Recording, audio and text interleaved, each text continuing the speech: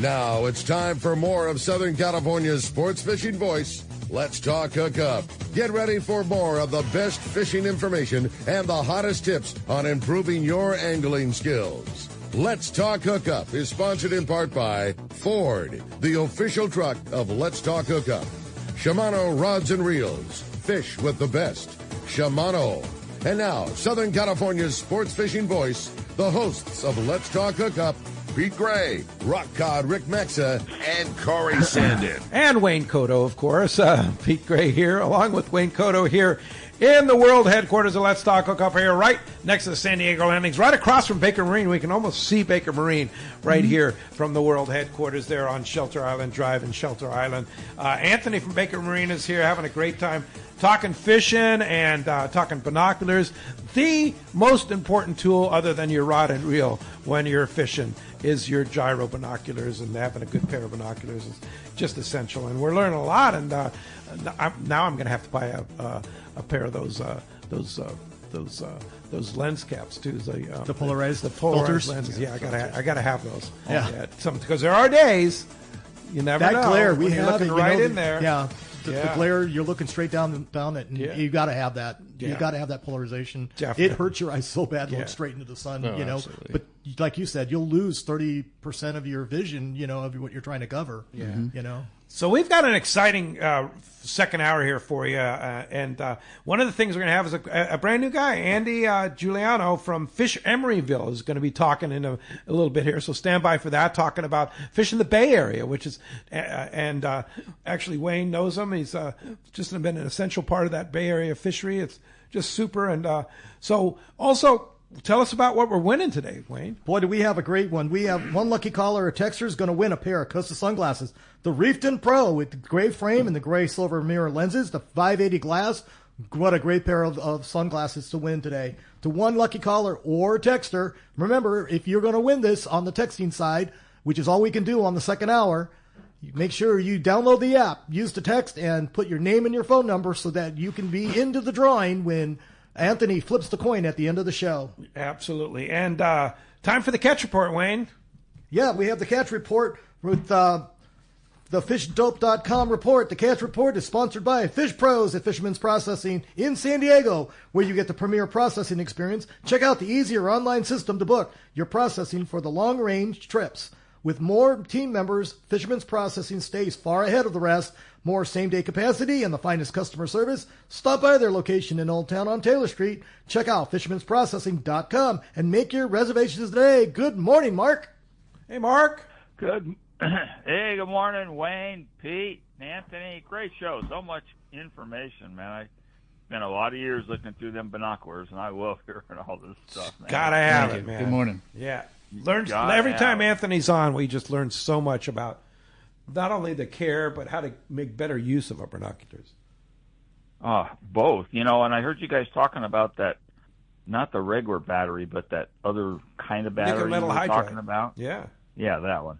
I got to get some more information on that. That seems pretty interesting. Right? Amazon.com, right? Mm-hmm. Yeah. Amazon's got them. Okay. You can go down to Walmart and pick them up. Wherever. Mm-hmm. It's that, and most like that Energizer is the one that... I like the Energizer the best. I like their little charging system that individually charges each battery, so you can tell if you've got two that are half charged and one that's full. It's not charging all of them. It's not the old gaze. They're nice little system. Yeah. And if you plug them in, they're always good. Mm-hmm. Yeah. Well, that's all good stuff. So our nice weather out here continues, guys. We've all been enjoying it. Not too much wind offshore, hardly any, actually.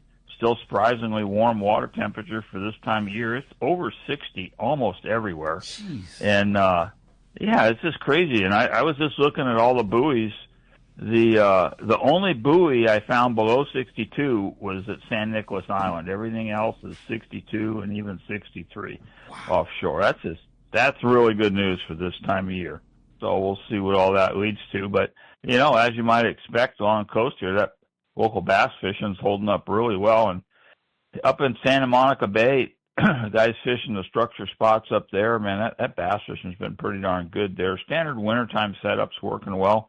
Squid on an 1.5 ounce lead head and a 30-pound or 40-pound.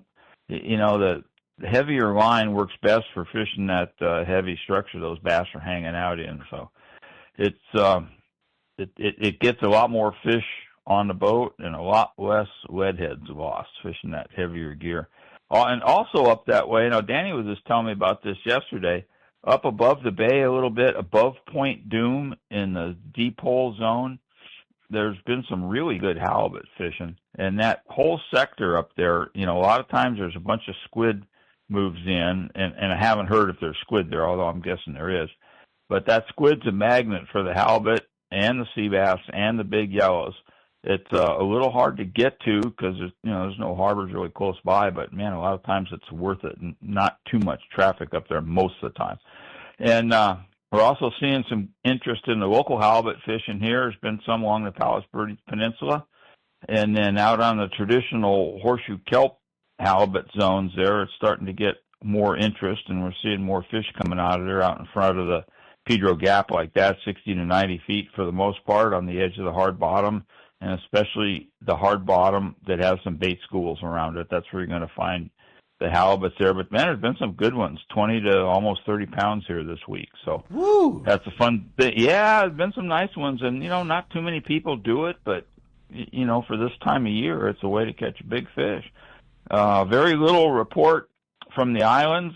Surprisingly, with the nice weather, it's real easy to check Nick, Santa Barbara, San Clemente, but not too much coverage. Bass fishing at Clemente has been pretty good for sure, but haven't heard any exotics. Catalina, nothing worthy about yellows or sea bass here this past week, surprisingly, but been some good signal on the halibut. It got slow for a bit, and it looks like it's kind of rebounded and kind of bouncing back. And then with this nice weather we have and, virtually no swell, it's easy to fish those backside beaches up really tight. And a lot of that fish has been up there pretty darn shallow. So, yeah, that's what we got for you this week. And we got another week of nice weather ahead of us, it looks like. So I think it's time to go fishing. Time to go. Yeah, it looks like a beautiful week coming up this week, right? After this little bit of a blow, and which really wasn't much of a blow at all, right? Looking fantastic. And, of course, fishdope.com, always your best source.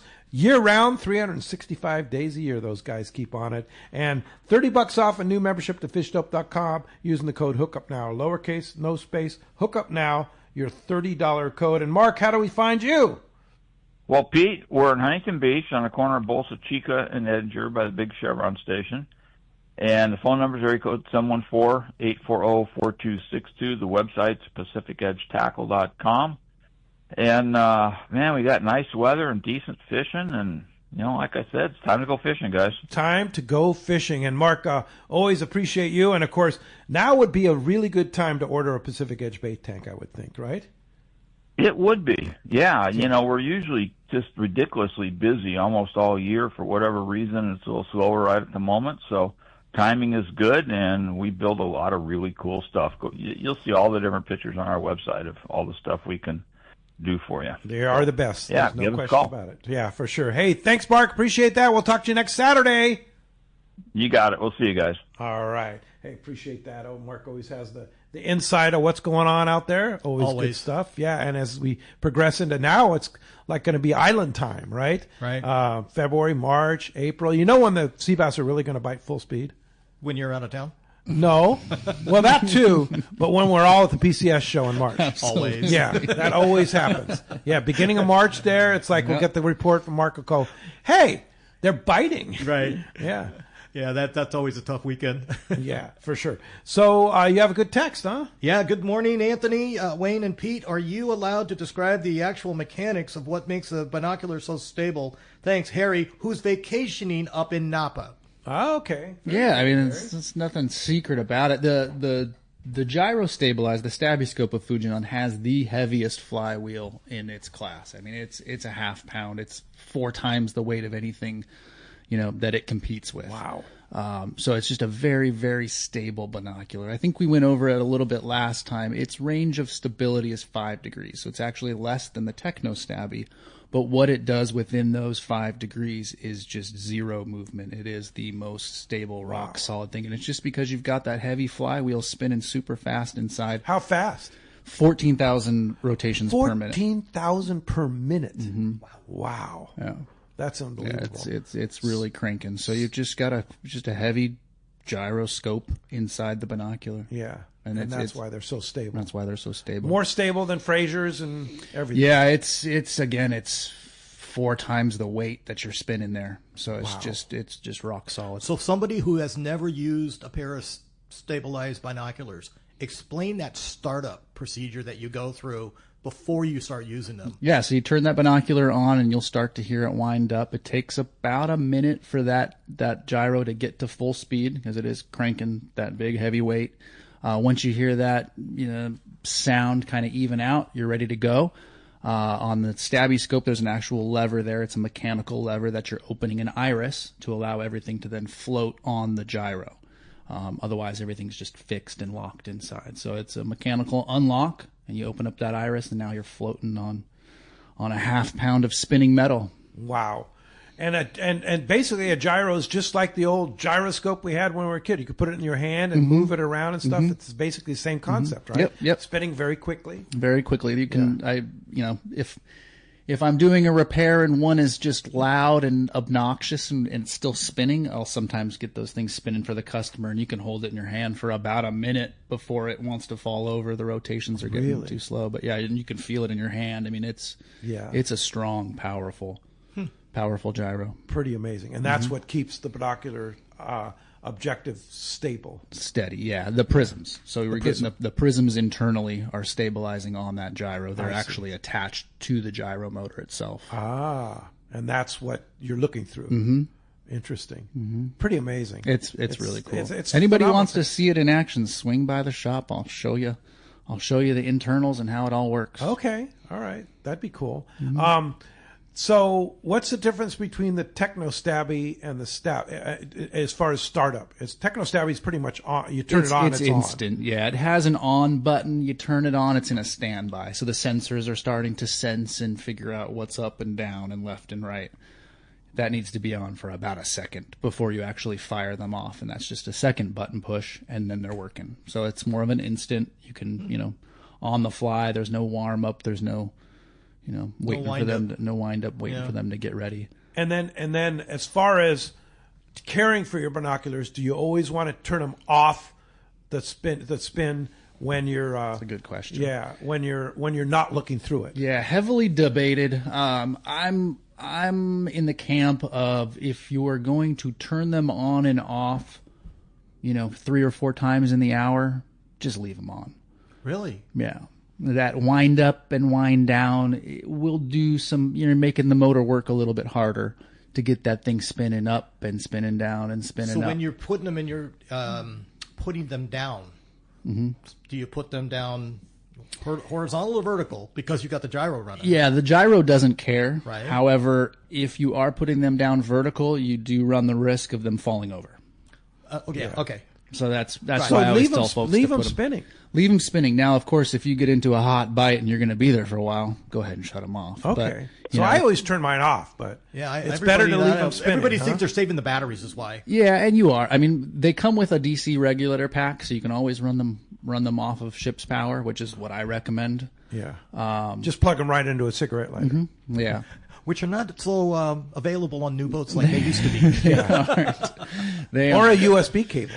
Yeah, like you could. mine has a USB. Yeah, you could hook them up to some kind of USB connection. You just need 12 or 24 to be pumping through there. It breaks it down to the 6 that the binocular needs, and then you're always running it. And so, again, it comes down to, are you going to be using them for the hour, not using them for the hour, using them for a few times over that hour?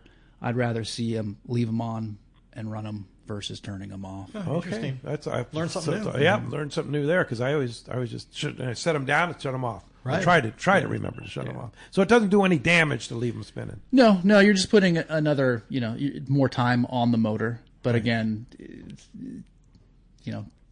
running them up 3 times and running them down 3 times over the hour versus just leaving them on, I think it's better to leave them on. Yeah. That's funny because it's like you compare it to what we do with the cars, and all the new cars all shut off at the light, right? Right. You're sitting there going, well, you're putting all that strain on the motor and the starter. So we're kind of thinking the same way. Well, but that's good. But there's two.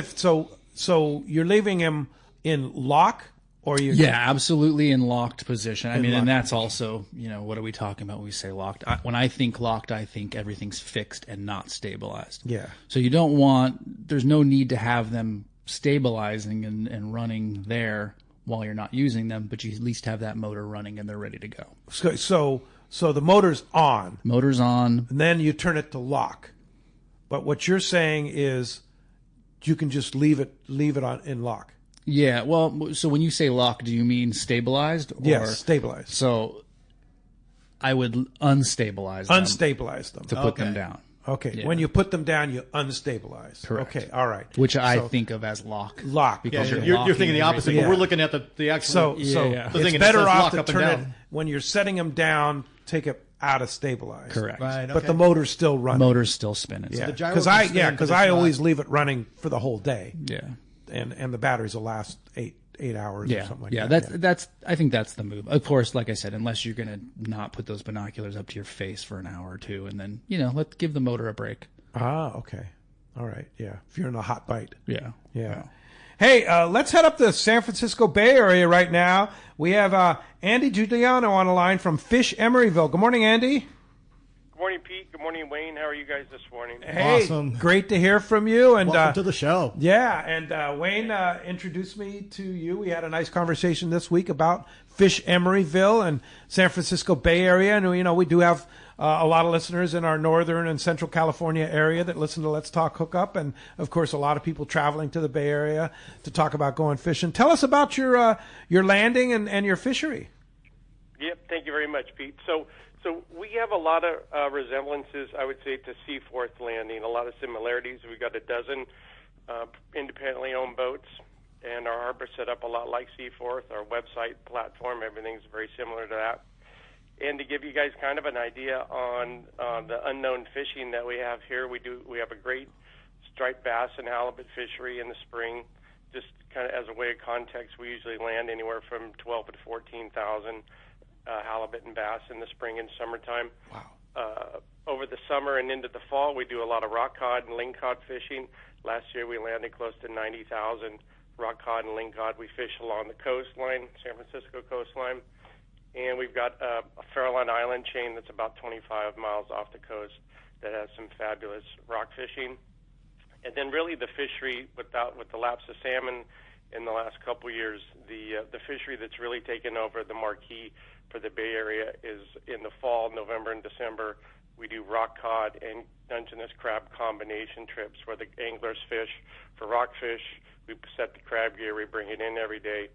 And as a matter of just context on that, this past November and December, we landed through our harbor 45,000 Dungeness crab along with full limits of rockfish. So Wow.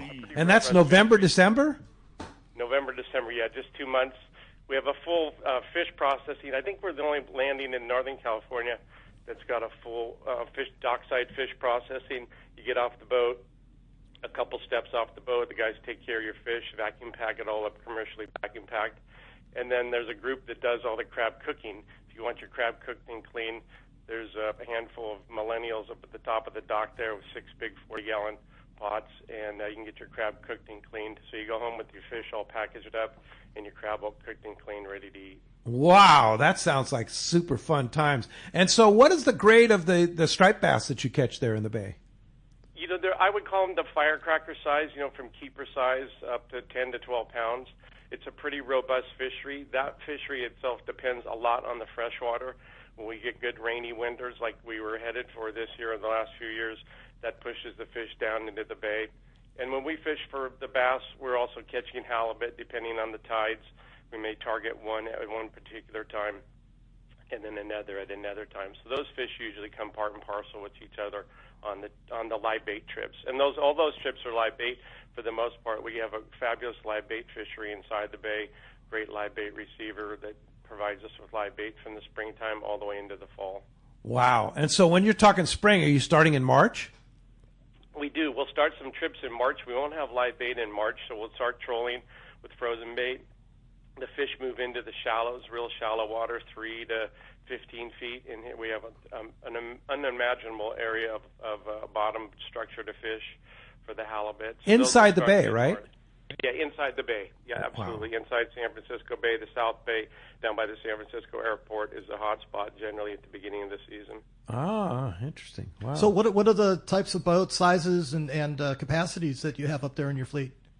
That's a great question, Wayne. So I said about a dozen full-time boats, and that would be a mix of six-pack boats and then certified boats, Coast Guard certified boats, and those generally take 18 to 20 people. So they're 50 to 56-foot boats, Delta Marine standard Northwest charter boats, Westport charter boats that are certified. So we don't run. We cut down like a lot of boats did after COVID. So you won't really get on a boat with more than 18 or 20 people on those trips. Nice. Well, we're used to we like these limited loads and a lot of rail space. It's more fun for most of us, and we appreciate it. Yeah. And so the striped bass fishery, is it a light tackle fishery, the halibut fishery too? Well, I would light tackle mean like 10 to 20 pound test, light bait bass rod like that. It's very easy, and it's definitely finesse fishing. It's dependent on the tides and really the current. So when you get a lot of current, the bass like that, and we'll fish real specific rock piles or shoals for the stripers. And those times, the halibut tend to be spread out over the flat bottom, and you'd want to target those when the tide mellows out or turns around and slows down. So, what's your technique on catching the halibut? Well, for trolling can be really effective. We used to say the only thing live bait catches sometimes is anglers, but the trolling can be exceptionally good. Sometimes even better when you have some weather. You have to wind or something, you can keep the boat steady. But live bait, a three-way live bait leader with a light sinker, 4 6-ounce sinker, lighter sinker, and a 5-foot live bait leader with a 1/0 owner or Gamakatsu hook generally is the go-to for that. Very nice. So what about salmon? You going to have a salmon season this year? Well, we are. Hopefully, Craig Schumann will help us out with that, and we'll start our meeting. We'll start our meetings here at the end of February. We have a California meeting, and then it'll go on to the National Marine Fisheries meeting the first part of March. And we did get, all this is going to sound bizarre too, but we ended up fishing a total of 6 days last year for salmon. It's the way it rolled out, and we had fabulous fishing, and it was full speed limit style fishing for all 6 days. They were broken up into June and September, and it's a lot of the modeling, the way things came up. But the kingfish, and these are all king salmon, by the way, but the king salmon forecasting along the west coast of North America is really challenging. So, they didn't think there was many fish, and when we went out there, you put the gear in, and it was full speed fishing, all limit style fishing for the guys. So we're optimistic, bouncing back this year, because that's really been, the mainstay of Northern California, particularly the Bay Area, has been king salmon. That's it. And I will tell you, full disclosure, Sitka, Alaska is my favorite place, but I'd rank, when we have our salmon fishery here, I'd put it up against any king salmon fishery on the West Coast. And the limit was 2 per person, right? Yeah, you get 2 per person per day, 4 in possession, yeah. Wow. So for the people down here in Southern California that don't know anything about the Bay Area, give them a little understanding of how you guys are networked out, because down here we're used to Sport Fishing Association of California that manages our fleet. We have CCA California to help us with the recreational fishing. Up there you guys have GGFA and GSSA, right? Yeah, the GSSA is more salmon and water related. GGFA, which is Golden Gate Fishermen's Association, that's really a group of charter boats that, and we're affiliated with SAC now. We're a subgroup of SAC. So that's been around for 55 years, along with our landing's been in place, by the way, since 1972. So there's a long heritage of sport fishing here in the Bay Area, and it kind of gets overmatched by all the commerce and the bridges and Alcatraz and Golden Gate Bridge, but we have some surprisingly good fishing in spite of everything else. And for those that don't know where Emeryville is, where is Emeryville? So we're centrally located in the East Bay. We're just next to Berkeley, and we're out on a peninsula. And the harbor, as I said, the harbor's been there since 1972, and we can access any parts of the bay. The live bait dock is super close, and then it gives us great, almost every king salmon in Northern California swims through San Francisco Bay at some point. Yep. So, for our fishery, June, July, August, September, we've got fish passing through and waves coming through here at different times, schools moving through. So. And the Sacramento River fishery this year was phenomenal, right?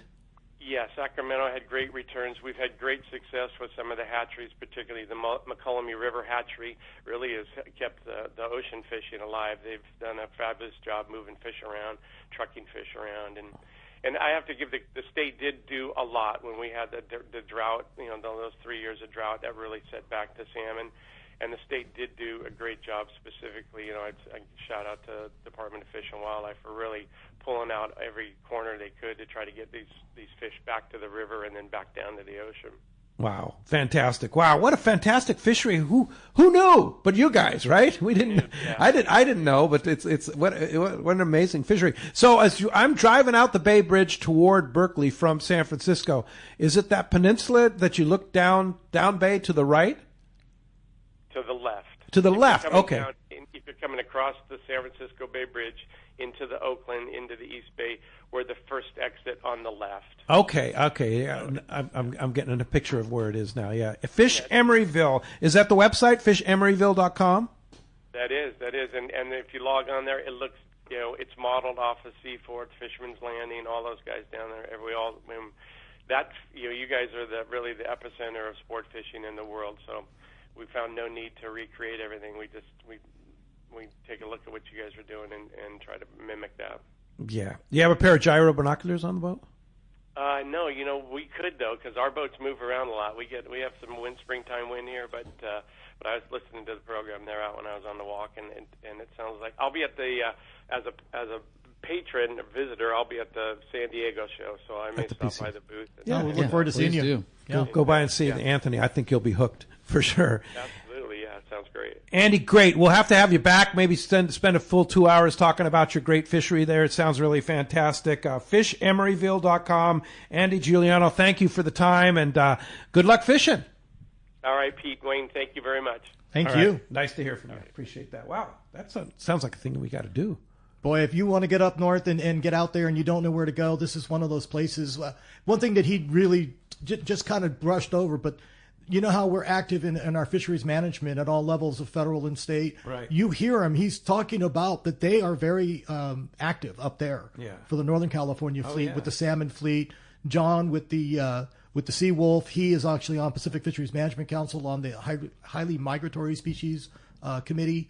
And they're very active, so we see them at all the meetings. That's how I know them. Yeah, they're forced to be engaged because there's it's their livelihood. And they've been hurt probably worse than all of us because of the salmon closures, Dungeness crab closures, whale entanglement issues, striped bass, and then the Pacific halibut, along with California halibut restrictions, and now white sturgeon got listed, and so that's only a catch and release now. Yeah. So they got hurt left and right up there, and they're still standing for sure. No, but FishEmeryville.com, really something I'm going to put on my list for sure to go check those guys out. Absolutely. Definitely. You have a great text, huh? Yeah, we do. Brent in Torrance is saying, good morning. On the website, it says you do compass repair and adjustments. Can you explain what that's involved with? Yeah, we've been doing that since backbone of your business. The very beginning. Yeah, that's kind of how we started. So every compass, if you put it out in the middle of a field, it's reading north, south, east, and west, and it's accurate. You put it onto a boat, you've got a monitor and an engine and a this and a that, and it's pulling it off a little bit. So not only do we do the repairs on those compasses after a certain amount of time, domes and O-rings need to be replaced, but we'll adjust the compass as well. So we're adjusting for any magnetic interference on the boat. To get you pointed in the right direction. To where north is truly north. North is truly magnetic north. Magnetic. Explain that. The difference between magnetic north and true north. Yeah, so true north is, here in San Diego, the difference would be 11.5 degrees. That much? As you travel north, I think up in the San Francisco area, we're at like 8 or 9. I do some compass adjustments in Guam, and we're almost at 0 there, magnetic versus true. Okay, because it's on the equator. Yeah, it doesn't necessarily have to do with latitude as much as it's longitude, actually. Depending on where you're traveling outwards, away from those bands of magnetism on the Earth, it changes. So, we take that into account when we adjust the compass here. And as it's adjusted here, you can go anywhere else in the world and you're still reading accurately. So what do you adjust to magnetic north or true north? To magnetic north. Magnetic north. So if I'm using true north as a reference, I have to then take that change variation into account when adjusting the compass. Okay, so hang on a sec, because I just got confused a little bit. Yeah. You're saying you're going to hit magnetic north, you adjust it here, but as you go to other places around the world, the magnetic north is at a different position. But if I adjust it here and I travel there, I'm still good. Yeah, so what you would be doing is taking that variation into account when looking at your chart. Oh, okay. So on your chart, you have like mine has a compass on it, and is that magnetic north? So it'll show both. It'll show you your true north, and then it'll show your variation. So if we're here and looking at a San Diego chart, it'll actually probably show 12.5, even though it really is 11.5 now. What the variation is locally here. So if you were to take a land shot or a bearing, or be using true north on your GPS, you would take that into account when you're navigating. Most GPSs have magnetic and true, and most of them, I think, are running in magnetic as a default. Okay. Now, what about, I have a 25-foot boat, and it has one of the basic compasses on that. Is that going to be in magnetic or true? Yeah, a magnetic compass is always going to be shooting magnetic. Okay. So the only thing you would want to take into account is if you were actually looking at a chart and you figured out which direction you had to go, then you'd have to figure out what your magnetic heading would be on that. Aha. Yeah. Interesting. Yeah, so it's something to think about if you're looking at your GPS and it's telling you you're traveling at 180. Are you traveling true or magnetic if you're trying to match that up with your compass? I have a lot of folks, the magnetic compass is reading 12 degrees off. It's like, well, are you using true as your standard? And then we should be about 12 degrees off here. Okay, so and so that's if your electronics go out and you have to rely on that compass. Yeah. Everybody should know that. Yep. Old school. Point it west and come home. Yeah, right? There you go. Or point it east, sorry. Yeah, point it east and come home. Point it west if you're going to Hawaii. Yeah, we're going to be out there a while.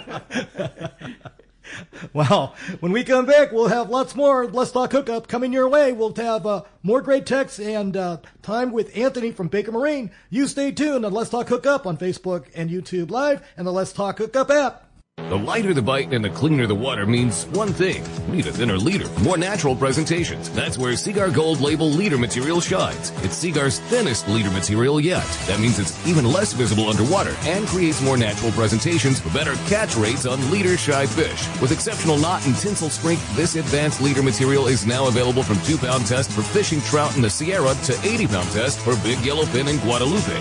Get Seaguar Gold Label at your favorite tackle dealer or learn more at seaguar.com. This is Captain Tim Ekstrom from the long-range vessel Royal Star. With my partners Randy Toussaint and Brian Sims, we have set the bar for the long-range fishing experience. Spring 8-day, summer 5-day, or a fly-down, fly-back 11-day winter trip, we deliver the highest quality long-range voyage you will find. From our premium RSW fish storage to our top-of-the-line chefs and crew, Royal Star distinguishes itself from all others. Want to grab a spot on the Royal Star? Check us out at RoyalStarSportFishing.com or call Tracy at 619-224-4764. Time to talk about the great gear from Shimano, and I got to tell you, when you're talking about bass, there's only one reel. That's Tranks. Mark Bush was talking about that great bass fishing up and down the coast right now, and bass is a backbone right now in the wintertime, and we love bass fishing. And I don't know about you, Wayne, but that Tranks 300, my go-to right there. 300 and the 400, they're just the right fit in your hand. They're silky smooth, the castability, the power of the torque on the handle. It's just so good. Yeah, it's a game changer if you fishing something else. I mean, of course, Corrado for years was the stuff. Absolutely. But then you move, and still Corrado is great, But when you move into Tranks, especially handling big saltwater fish and stuff like that, with that 300, 400, you could catch a yellowtail, you can catch a tuna on it, you can catch a lot of different species. And we're getting lazy because of the level wind also. So Shimano at your local Shimano dealer. You're pursuing big game fish. The right gear is essential. Not just the rod, reel, and line, but the right pair of binoculars too. So upgrade your gear to the best pair of Fujinon stabilized binoculars from Baker Marine. Baker Marine has been selling binoculars for decades, and more importantly, they service all brands right there at their San Diego Shelter Island location. Need the best? Fujinon Stabiscopes are the professional's choice. Looking for top-tier stabilization at a great price? The Fujinon Techno Stabi TSX 1440s deliver rock-steady vision even in rough waters, perfect for serious anglers. Baker Marine is the largest Fujinon retailer on the West Coast, and when you buy from them, they'll be there when your binoculars need service. Plus, they'll give you a great price on all in-stock Fujinon binoculars. Stop by their store on Shelter Island in San Diego and test a pair of Fujinon binoculars and see which ones are right for you. They even have compact and lightweight Fujinon stabilized binoculars for your next vacation or hunting trip. You know you need a pair of stabilized binoculars, so get them from the experts at Baker Marine. Learn more at bakermarine.com. Welcome back to Let's Talk Hookup. Having a great show with Anthony from Baker Marine. And if you want to participate, don't forget, we're on the Let's Talk Hookup app. Don't forget to download the app and text the show. Make sure you add your name and your phone number so that if you're at the end of the day and we flip this coin, you want to be able to win this pair of Costa sunglasses. One lucky caller or texter will win these sunglasses, the Reefed In Pro with the gray frame, gray silver mirror, and the 580 glass. Yeah, Matt in the LA area says, good morning, guys. Great show. Question from Anthony. What is the biggest mistake people make when maintaining their binoculars? I have a pair of Techno Stabbies, and I want them to last. Yeah, I mean, we've covered the battery issue. That is the biggest mistake, leaving the batteries in. But I will mention, where you put them after you've found the fish is important. People get excited and just, I got to put them down, go back, go down and start doing some fishing. That's usually when bad things happen. They fall down, they fall off of a shelf, fall out of the tower. Just really thinking about where you're putting them down. Those are the two biggest things. Yeah, and slip mats up on the bridge are good. Yep, absolutely. A little box for the binoculars is good. And then we mentioned before the cleaning. If you're on a small skiff and you're just getting blasted by salt water all day, cleaning those off with some soapy water and not just rubbing that dry salt into the glass is important. Soapy water. Soapy water. Yeah. And are both the Techno Stabby and the Stabby Scope both waterproof? Yeah. They'll both take a submersion. They're both O-ring sealed, nitrogen purged. You don't have to worry about. So if you get drenched and they get, so do you just want to lightly hose it off, or you want to put it in a bucket? I wouldn't submerge them. Just a light mist, spray bottle mist, or even under a faucet, as long as it's not cranking hot water and really pushing water in and under the rubber. That's where I would worry about getting too much water on them. Yeah. The binocular's waterproof, but you don't want to get water underneath the rubber parts and, have it start to weaken the glues and things like that. But get the glass wet, get the glass assemblies wet, wipe the bodies down with a damp rag. Do they float? The Techno Stabby does. The Stabby Scope sinks like an anchor. Oh, is that right? But the Techno Stabby. The Techno Stabby. I wouldn't have known they floated. Yeah. Wow. Yeah, the new one floats. Don't go testing this out on your old Techno Stabby. Is that the ones that are colored? The blue, black, and yellow. The blue, black, and yellow ones. Mm-hmm. Okay. The Techno Stabby. Mm-hmm. And we do offer float straps. They're kind of bulky, but they will save you. Yeah, and they're nice, brightly colored. The ones that have the float on the back of the strap. Right. A little life jacket for your binoculars. There you go. Always good to have. Mm-hmm. Yeah. Wayne? Hey, we got a good text coming in. Reggie from Mission Bell Mafia. Good morning, guys. I have a testimonial for the TSX 1440 Techno Stabbies binoculars. We don't own a boat, but we decided to purchase a pair of binoculars from Baker Marine at the PCS show last year. We took them down to Cedros, and our Panga captain, Javier, fell in love with them. Since we go down there a few times a season, we decided to let Javier keep them during the season. Javier kept on raving about how they're made, and a big difference for him being able to find schools of yellowtail. Yeah, huge. Yeah, what a bonus for those guys. Yeah, that's nice. We bring them down. I was saying the same thing, to take them down there, because we're doing a lot of sight fishing trying to find those schools. Yeah, and they don't do much of that naturally down there. We just did a trip down to Puerto Vallarta and did a day fishing and brought them with, and the captains down there were like, wow. Costa Rica. Oh, boy. The Amazon. Yeah. Yeah, I'm thinking the same thing. Yeah. Game changer for those guys. Absolutely. Yeah, no doubt about it. So a lot of people want to know about maintaining and keeping this investment, because it is an investment. Absolutely. And so if you maintain, if you take it into you, just have them take a look at it once in a while, how long will a pair of Techno Stabbies or Stabby Scopes last? Yeah, our commercial guys are going through a Stabby Scope, repair every 3 to 5 years. And I'd say that's probably the same on a Techno Stabby. Guys like myself that are more going out, a few times a month, 10 years or so, 10 years or more. Wow. I mean, don't get me wrong. There's some stabby scopes that I get from sport fishing boats that haven't seen a motor in 10 or 12 years. Wow. But on average, I'd say it's more like 5. They're running them all day long, every single day for most of the year. So that, time does do its damage, but our typical, prosumer, if you will, gets a good 10 years out of a pair of binoculars before it needs to be rebuilt. And that's the beauty of the Fujinon product. It's all rebuildable. You can fix it. It's not a throwaway binocular by any means.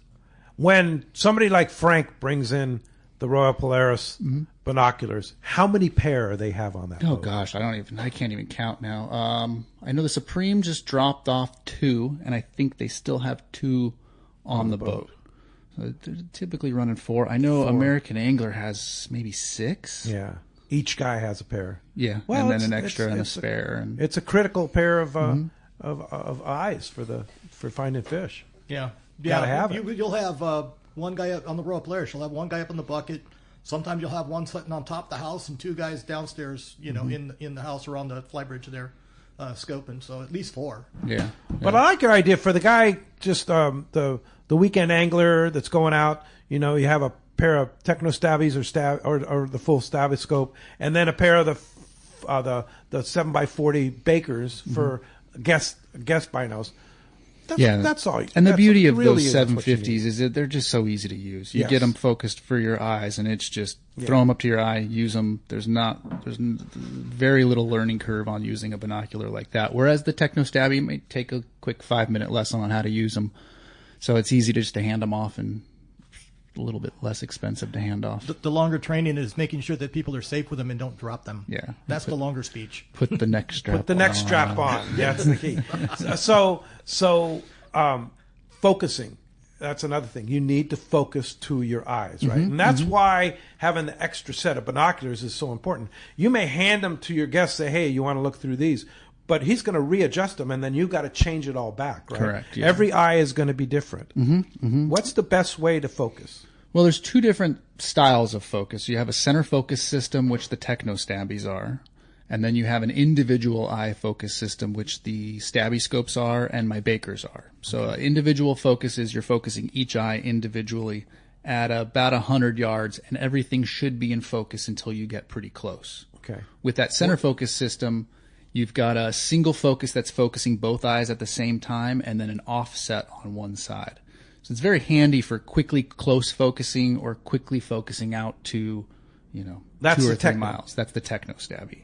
So that's got a little bit more of a learning curve on how to figure it out. Most people will start, okay, I can twist this eye here. Let me get that eye in focus, which is actually the wrong way of doing it. You want to get that center focus wheel focused first with your fixed eye, which is your left eye. Then center focus meaning the general focus. The general main focus wheel. Right. That's focusing both eyes, but your left eye is fixed. So you want to get that one focused in first. Once that left eye is in focus at about 100 yards, you would then adjust your right eye to match that left eye. Okay. It's a little bit hard to explain without having it in front of me. I always thought here, it was the other way around too. I thought that's good. So yeah, get your fixed eye in first. Fixed eye is always the left. The left. Huh.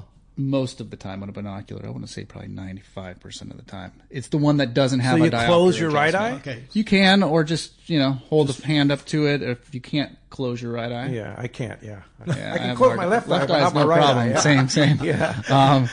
So yeah, you get that left eye in focus, fine tune your right eye. Now all of your adjustment is now done on that wheel. You're no longer adjusting that right eye. It's set it and forget it type of thing. So that it is quicker and easier to use once you've gotten over that first step of setting them up for you. Yeah. The beauty of the individual eye focus is once you've got them set for each eye at about 100 yards, everything should be in focus, and they're very easy to use. Do you use the gyro or the electronic focus when you're doing the focus, or no?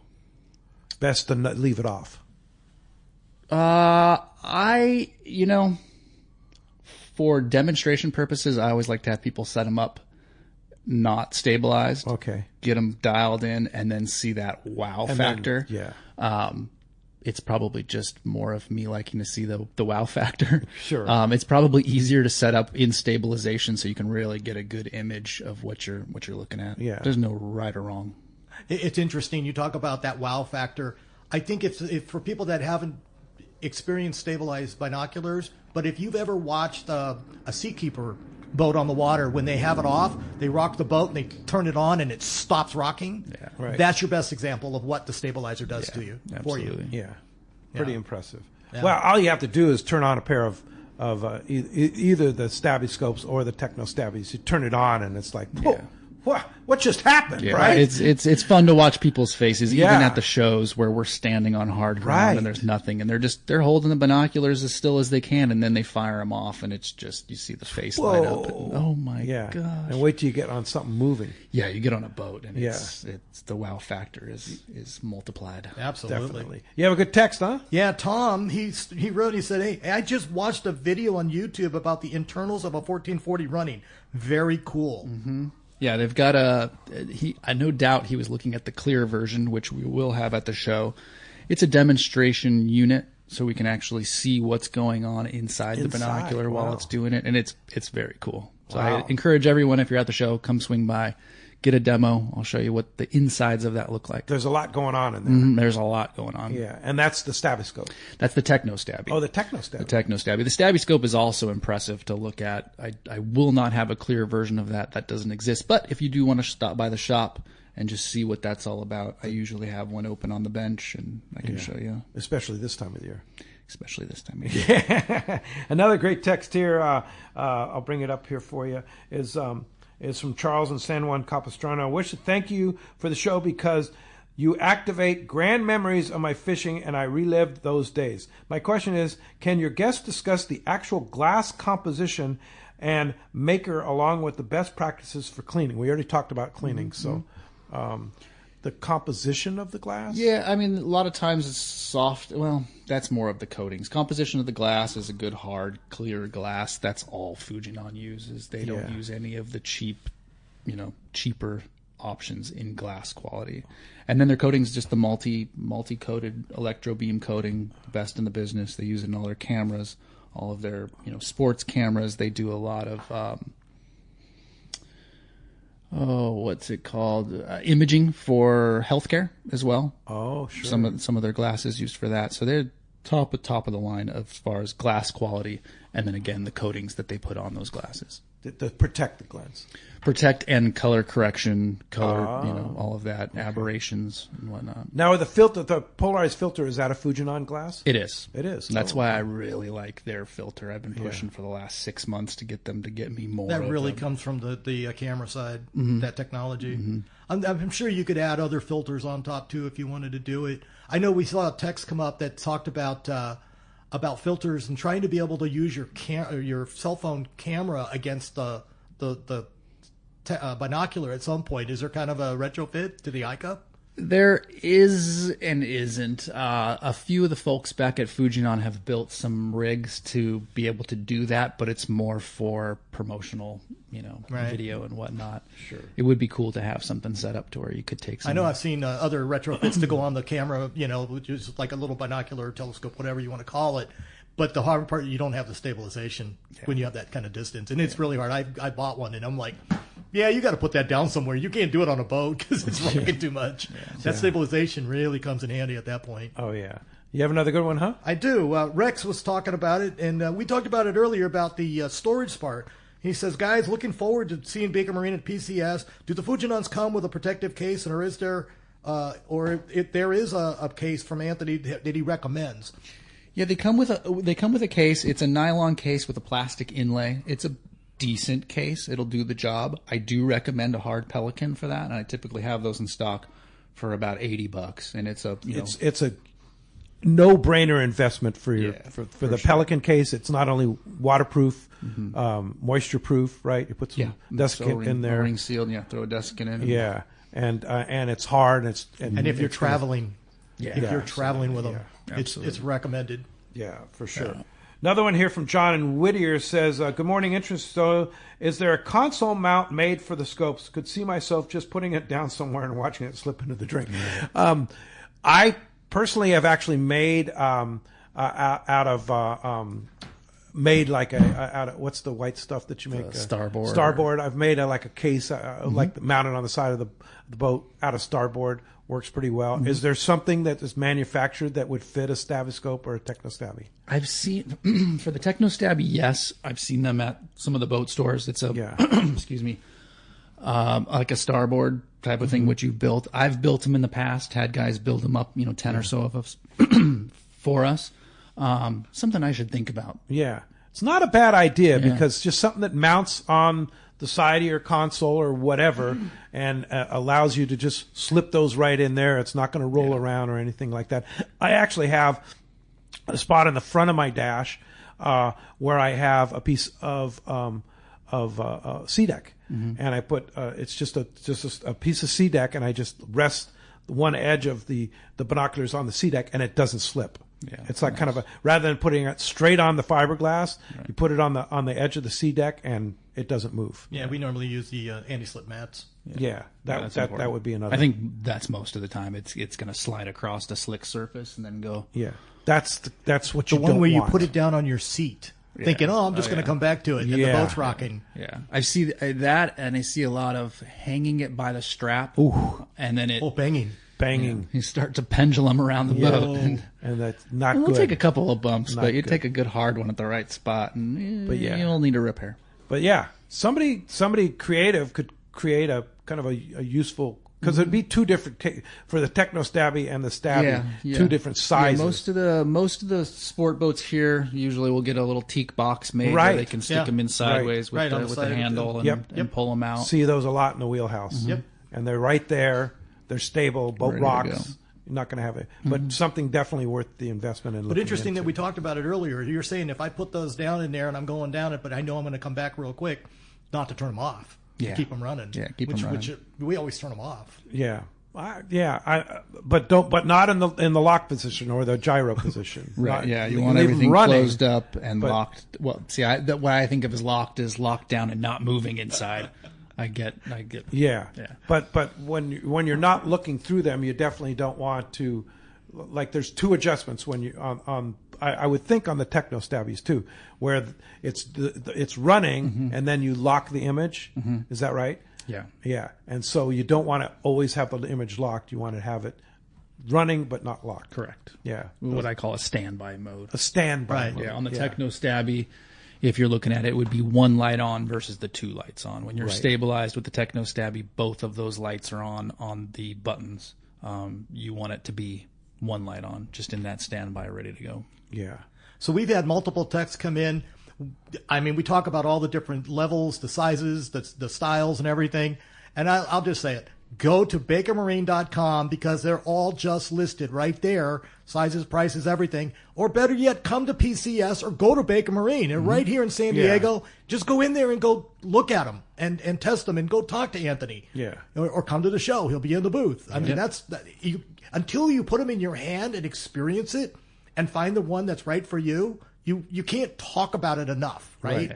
The experience when you have them and you're on a boat or you're on land and you're trying to stabilize a binocular that's powerful, you don't understand how important the stabilization really is to what you're trying to do. Yeah. And then also visiting the Baker Marine facility on Shelter Island is you can actually look on the water. You just look right out their front window there, and you can try the different types.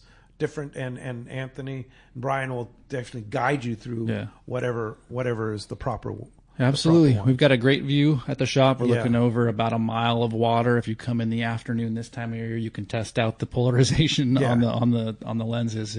We're looking right into the sun this time of year. So it's a nice little spot to check them out. Yeah, definitely, no doubt about it. And so you do have at the Baker Marine facility here in Shelter Island, you have everything in stock pretty much. Indeed. Yeah. And so you can just, and then as we come up on the PCS, you'll have the Technostabby and the Stabby. And also, will you have the smaller Fujinons up there too? Yeah, they have 4 more stabilized binoculars. They have a high-end Technostabby size, maybe a little bit smaller than the Technostabby, that's more designed for hunting. It's got a bigger objective lens than the 28 millimeters, so we're in that 1442-ish range. They make that in a 16 and a 20, so a 16 by 40 and a 20 by 40. Still really small. Not as small as the ones I showed you at the shop, the 28 millimeters compact. It's more of a mid-size binocular. Gotcha. I don't recommend those for on the water, but if you are looking for a big objective, stabilized, high power, so I'm talking 16 and 20 power. Wow. Really powerful. Yeah, very powerful. So at 20 power, it's almost, your telescope, like I mentioned before, moons on Jupiter, even to the extreme. We were able to see that, what was it, last year? Some kind of comet in the sky. Yeah. We were able to see that with the 20s. With the 20s. Mm-hmm. How much more powerful is a 20 compared to a 14? So you're multiplying your naked eye 6 more times. Wow. So it's pretty substantial at 20. Yeah. It's a nice unit. So almost really great for shooting. If you even for target stuff, you're in the spotting scope range now at 20 power. Wow. But in your hand. And stabilized. Yeah. So no tripod. You can't hold a spotting dealing scope. with a big old spotting scope. It's a good sized binocular. They're very nice. So I'll have those there. Great unit. I'll have their compacts there. I'll have the 750s. From $200 up to $900 in the 7x50s. We'll have it all. Well, let me ask you this real quick. Well, when you're going up to a 16 power and stuff, what kind of distance are we realistically looking at to stabilize that? Yeah, so I always say it makes 16 miles look like a mile, but it all depends on how high you're able to get and how far you're looking. Right. Wow. Hey, and when we come back, we're going to find out who won this great Costa package. We're going to have more Let's Talk Hookup coming your way with Anthony from Baker Marine on the Facebook app, Facebook Live, and YouTube.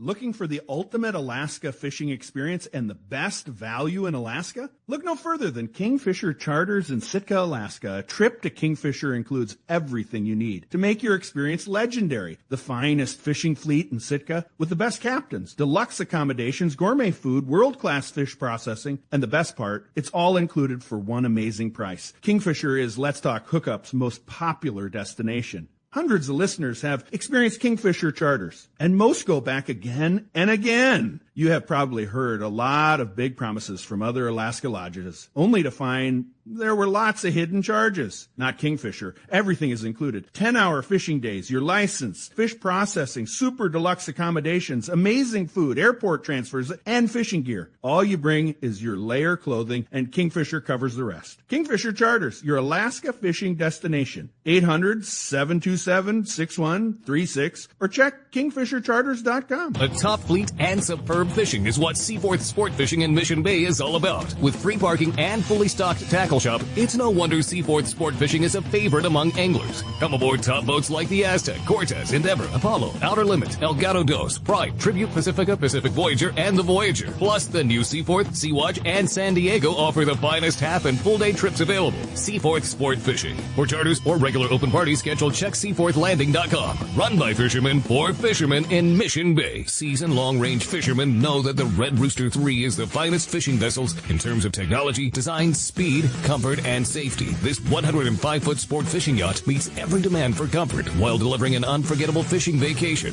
Captain Andy Cates and crew are experienced, friendly, and sincere in their desire to help you have the trip of a lifetime. Book a trip on the Red Rooster 3 and you'll be back. Trips go fast. So check redrooster3.com or call Lee Palm Sport Fisheries at 619-224-3857. It's that time of year again. San Diego Monster Jam is back, and your San Diego County Ford dealers can get you close to the action. This month, Monster Jam is happening at Snapdragon Stadium on January 10th and 11th. Visit your local Ford dealer to take a test drive and receive exclusive complimentary pit passes for Monster Jam. That's right. Come drive a Ford F-150, Bronco, or Explorer and get those pit passes to see Gravedigger and Velociraptor up close and personal while supplies last. Visit buyfordnow.com to find your participating local San Diego County Ford dealer for Monster Jam pit passes today. Inside information is everything when it comes to catching fish in Southern California. You need a code group to connect with what's happening on the water. FishDope.com is your code group. Inside information available at your fingertips 7 days a week, 24 hours a day. FishDope.com really does help you catch more fish and burn less fuel. FishDope.com is the only fish finding service with a spotter plane, along with a crew of top anglers on the water almost every day that report actual locations and catches. They become your code group. You get daily catch reports from Point Conception to San Catine, 365 days a year. FishDope.com has online planning tools, temperature and chlorophyll charts, hot bite icons, and more. Take it from me, if you don't have FishDope.com, you're not part of the in-the-know crowd. Membership is affordable and good for an entire year. Plus, use the special code and save $30 on a new FishDope.com membership. Check it out today. FishDope.com. Catch more fish, burn less fuel. Welcome back. We're going to have Anthony flip the coin right now to find out who's winning that great coastal prize package. All right, who's it going to be? Whoa, good flip, man. And Is that Texter? It's a Texter. Hey, way to go, John and Whittier. Congratulations, John, and you win that thing. And Anthony, great job. How do we find you? Always stop by the shop on Shelter Island. You can reach us at 619-222-8096 or on the web, www.bakermarine.com. And you can buy online, too. Yep, absolutely. Yeah. And then, of course, you'll not only be at the two PCS shows, Costa Mesa and Del Mar, you'll also be at Day at the Docks on April 19th. Very happy to do that show. That's a fun show. Yeah, it's a super good day, yeah. Well, Anthony, thanks for all you do for you guys. Marine and fishermen here. We appreciate you. And we'll be back tomorrow morning, 7 to 9 a.m. Thanks for listening today. We'll see you tomorrow morning right back here on the Let's Talk Hookup app, Facebook, YouTube Live, and 97.3 The Fan.